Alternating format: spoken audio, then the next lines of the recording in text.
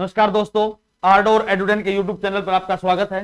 जैसा कि आपको पता है, हमने एक टीजीटी सोशल स्टडीज के लिए एक क्लास चला रखी है जो वैलिड है एस्टेट, सीटेट, डीएसएसबी और केडीएस और एनवीएस के जो एग्जाम्स होते हैं उनके लिए इंपॉर्टेंट है।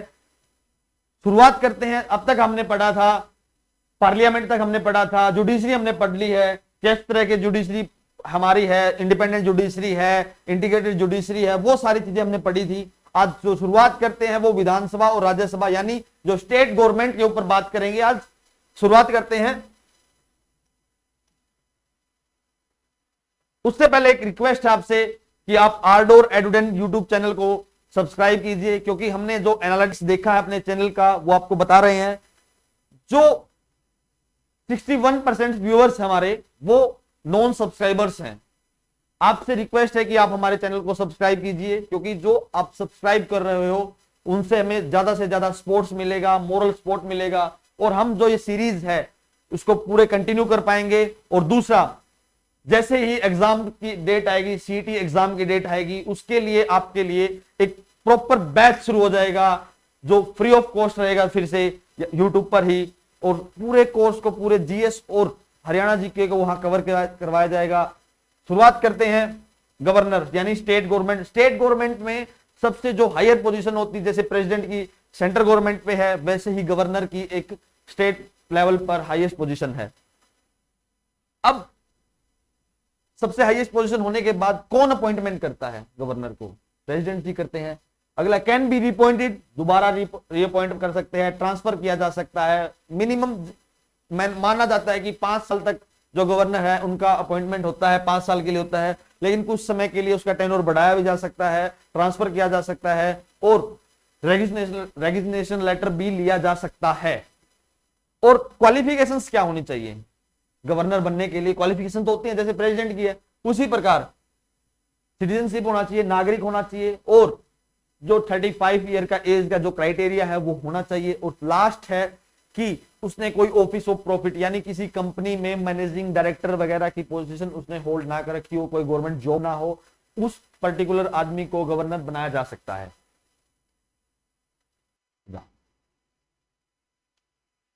अगला है पावर एंड फंक्शंस क्या है गवर्नर के? पावर एंड फंक्शंस क्या? एग्जीक्यूटिव पावर है।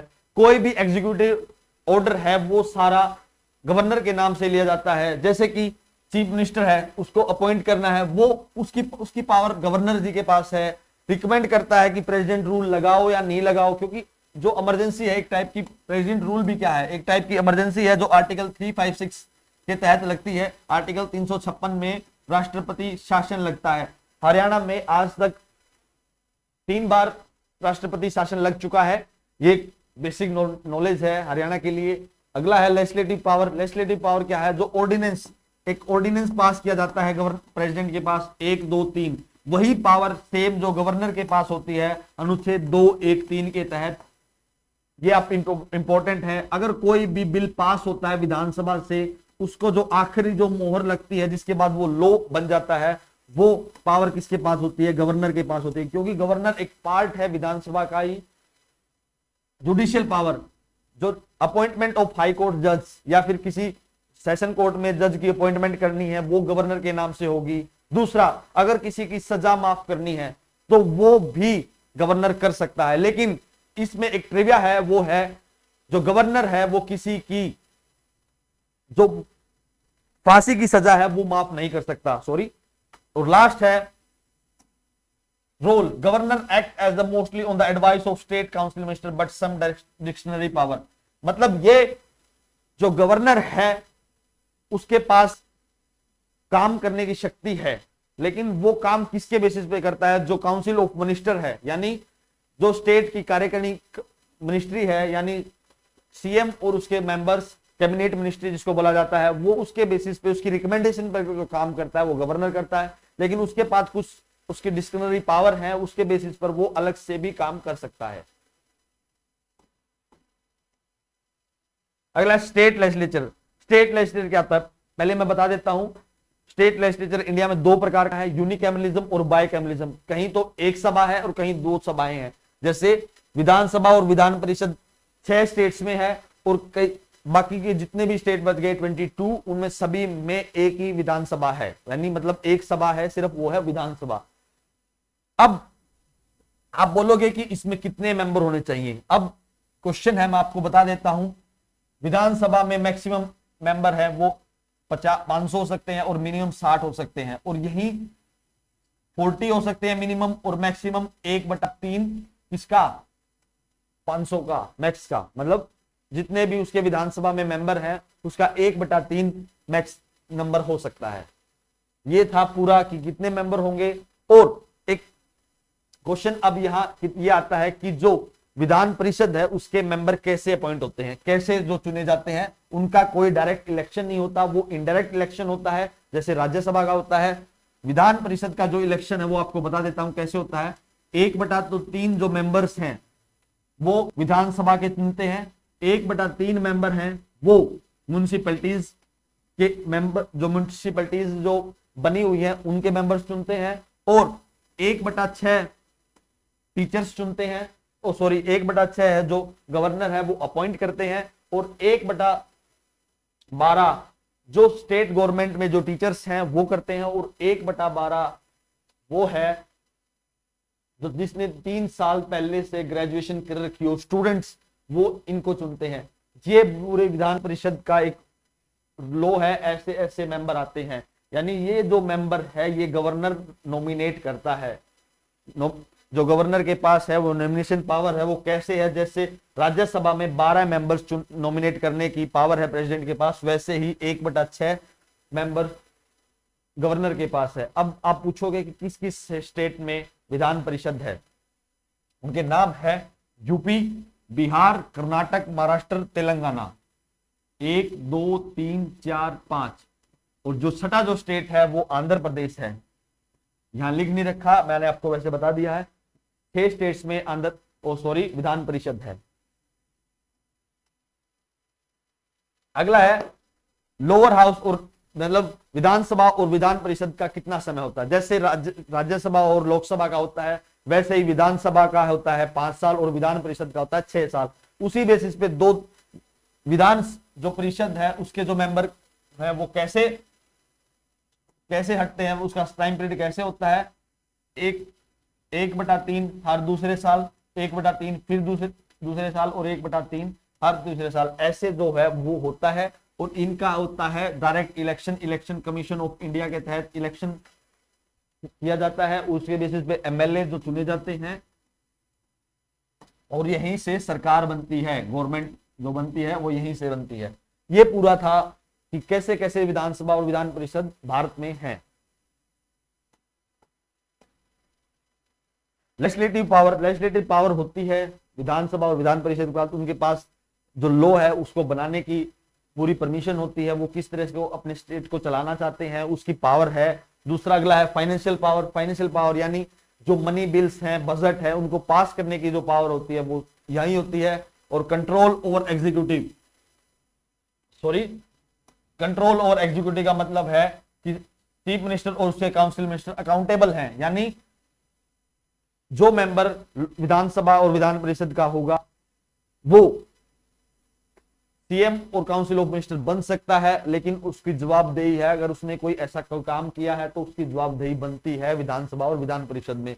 क्योंकि इंडिया में जो सिस्टम चला रखा है वो जो लेजिस्लेटिव का पार्ट है वो एग्जीक्यूटिव का पार्ट है, यानी जो लोकसभा और राज्यसभा या विधानसभा और विधान परिषद का मेंबर होगा वो सीएम और काउंसिल ऑफ मिनिस्टर बन सकता है। अगला है पासिंग ऑफ बिल, यूनिकैमलिज्म में पास, अगर विधानसभा से पास हो गया तो वो गवर्नर के पास चला जाएगा, और विधान परिषद में वो दोनों सदनों में पास होकर फिर वो गवर्नर के पास जाएगा। ये पूरा प्रोसेस होता है। अगला है काउंसिल ऑफ मिनिस्टर क्या होते हैं, सीएम और उसके कुछ मेंबर्स वो पूरे काउंसिल ऑफ मिनिस्टर का पार्ट होते हैं। और सीएम की बात क्या है, वो काउंसिल ऑफ मिनिस्टर और गवर्नर के बीच का पार्ट होता है, वो उनके बीच का टोक का काम करता है। और काउंसिल ऑफ मिनिस्टर कितने प्रकार के होते हैं, मैं आपको बता देता हूं, 4 प्रकार के होते हैं। कैबिनेट मिनिस्टर्स, दूसरा मिनिस्ट्री ऑफ स्टेट, यानी इंडिपेंडेंट चार्ज आए। मिनिस्ट्री ऑफ स्टेट, देखो अब मिनिस्ट्री ऑफ स्टेट 2 प्रकार की है। 2 प्रकार की कैसे, जिसके पास इंडिपेंडेंट चार्ज है, और मिनिस्ट्री ऑफ स्टेट बड़ी मिनिस्ट्री के अंडर छोटी मिनिस्ट्री, यानी अब जैसे होम मिनिस्ट्री है, होम मिनिस्ट्री के अंडर कुछ इंपॉर्टेंट जो हाउस है, इस एक हाउस एक पर्टिकुलर डिपार्टमेंट को इसके लिए इसको नियुक्त कर दिया, यानी ये जो मिनिस्टर है ये होम मिनिस्टर को रिपोर्ट करेगा, यानी कैबिनेट मिनिस्टर को रिपोर्ट करेगा। ऐसे मिनिस्ट्री ऑफ स्टेट दो प्रकार से हैं। इंडिपेंडेंट चार्ज का मतलब है इसके अंदर इस हाउस को इसके नियुक्त कर दिया, लेकिन ये इसको रिपोर्ट नहीं करेगा, ये डिफरेंस है। और लास्ट है डिप्टी मिनिस्टर, जो मिनिस्टर्स को असिस्ट करेगा और do not hold independent portfolio, उसके पास कोई इंडिपेंडेंट नहीं है, वो एज ए केयर टेकर की तरह काम करता है, मतलब उसकी हेल्प करता है, जो कैबिनेट मिनिस्टर है उसकी हेल्प करने के लिए डिप्टी मिनिस्टर बनाया जाता है। अगला है functions and power, executive functions, legislative और कलेक्टिव रिस्पॉन्सिबिलिटी क्या होती है। लेजिस्लेटिव एग्जीक्यूटिव फंक्शन मैंने आपको बताया है, जितने भी लॉ हैं वो सारे जो सीएम है, काउंसिल ऑफ मिनिस्टर है, कैबिनेट है, वो करते हैं। अगला है लेजिस्लेटिव, उनके पास लॉ बनाने की पूरी परमिशन होती है, वो विधानसभा और विधान परिषद से अपना लॉ पास करवाते हैं, गवर्नर की मोहर लगवाते हैं और उसको एग्जीक्यूटिव में लेके आते हैं। अगला है कलेक्टिव रिस्पॉन्सिबिलिटी, अगर किसी ने एक ने कोई काम अच्छा नहीं किया तो उन सभी की पूरी की रिस्पॉन्सिबिलिटी बनती है, वो यानी पूरी काउंसिल ऑफ मिनिस्ट्री की रिस्पॉन्सिबिलिटी है कि वो जवाबदेही दे, कहा विधानसभा या विधान परिषद में। और इंडिविजुअल रिस्पॉन्सिबिलिटी क्या होती है, व्यक्तिगत जिम्मेदारी क्या है कि कोई भी respective department can be accountable for his performance, अगर कोई मंत्रालय अच्छे से काम नहीं कर पा रहा तो उस पर्टिकुलर मिनिस्ट्री की जवाबदेही होगी। अगर पूरी गवर्नमेंट अच्छे से काम नहीं कर पा रही तो कलेक्टिव रिस्पॉन्सिबिलिटी पूरे काउंसिल ऑफ मिनिस्टर की जवाबदेही होगी। और लास्ट है फंक्शंस, प्राइम मिनिस्टर और chief minister appointed first and then उसके सिलेक्टेड, यानी जो सीएम है और पीएम है वो दोनों पहले अपॉइंट होते हैं, उसके बाद जो सीएम और पीएम है वो रिकमेंड करते हैं गवर्नर और प्रेसिडेंट को कि आप इनको मेरी कार्यकारिणी में ऐड कीजिए, हमें इनकी जरूरत है, हम इनके प्रति काम करेंगे, इनसे अपना काम लेंगे और एज ए ग्रुप बनाकर पूरी गवर्नमेंट को चलाने का काम करेंगे। ये था हमारा पूरा क्लाइमेटोलॉजी का चैप्टर। आपसे एक रिक्वेस्ट है, हमने पूरा एनालिटिक्स देखा है, उसमें देखा है कि जो नॉन सब्सक्राइबर जो व्यूअर्स हैं हमारे वो 61% हैं और सब्सक्राइब्ड हैं 38%। कृपया आप, रिक्वेस्ट है आपसे कि आप हमारे चैनल को सब्सक्राइब कीजिए और हमें सपोर्ट कीजिए कि ये जो पूरी लेक्चर सीरीज हम कंटिन्यू कर पाए। और लास्ट में है थैंक्स टू ऑल, सब्सक्राइब आर्डोर एडोडेन यूट्यूब चैनल। धन्यवाद।